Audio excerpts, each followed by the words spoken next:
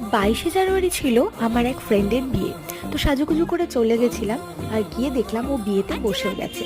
তারপর সেখানে গিয়ে খেলাম স্টার্টারে ভেজ পাকোড়া আর কফি।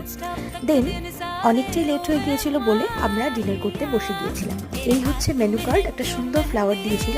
তারপরে ফার্স্টেই সার্ভ করা হলো লেবু, ফিশ ফ্রাই আর স্যালাড, যেটা আমি খেতে খুব ভালোবাসি। তো ফিশ ফ্রাইটা বেশ ভালো লেগেছে আমার। তারপরে সার্ভ করা হয়েছিল পনির বাটার মশালা আর কুলচা।